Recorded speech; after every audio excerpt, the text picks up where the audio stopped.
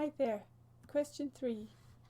Chlorine can form covalent and ionic bonds. Chlorine gas is made up of diatomic molecules. Draw a diagram showing all the outer electrons to represent a molecule of chlorine 2. Now, diatomic molecules are covalent, and when you have covalent bonds, then you put the shared electrons in the overlap. So I'm going to put the shared electrons inside this little overlap bit, and I'm going to put all the unshared electrons on the actual circle. So if I choose this one to be the crosses,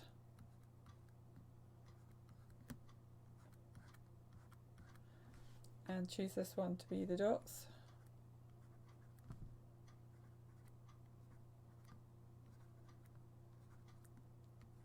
then I have a dot and cross diagram where all of the unshared electrons are on the circle and all of the shared electrons are in the overlap.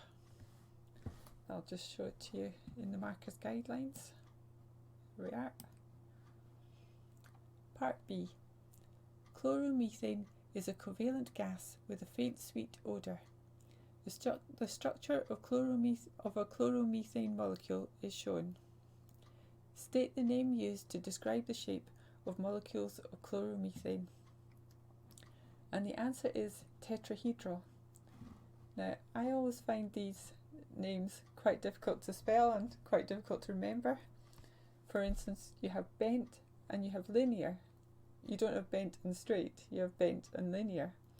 And you have trigonal pyramidal and triangular planar. It's quite hard to remember the trigonal pyramidal rather than triangular pyramidal. So you can see them here. Now, when I'm trying to spell trigonal for trigonal pyramidal, the one that is in the shape of a pyramid, I always think polygonal, trigonal. And when it's triangular planar, I'm thinking, oh, well, it's just in the shape of a triangle. It's all flat, so it's triangular planar. And when I'm thinking tetrahedral, I try to remember the al at the end, tetrahedral. It's got a sounds. It's got a, tetrahedral. They're quite difficult to spell.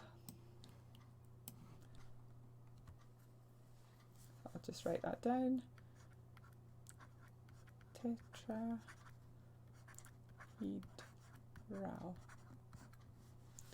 So we have E, A, E, A.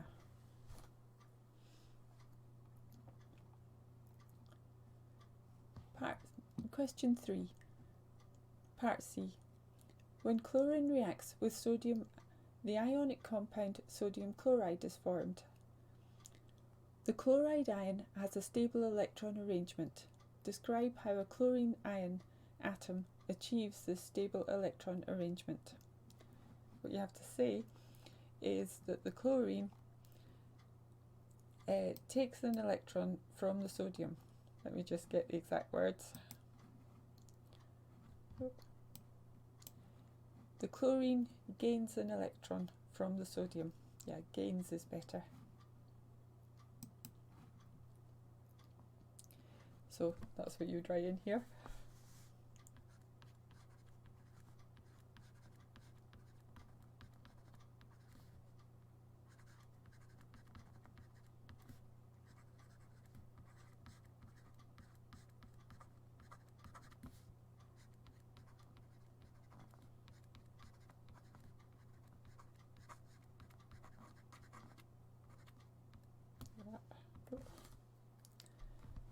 Part D. Covalent and ionic compounds have different physical properties. Complete the table by circling the words which correctly describe the properties of the two compounds. Now, chlorine gas definitely has a low melting point because it has a low boiling point because it's actually a gas at room temperature.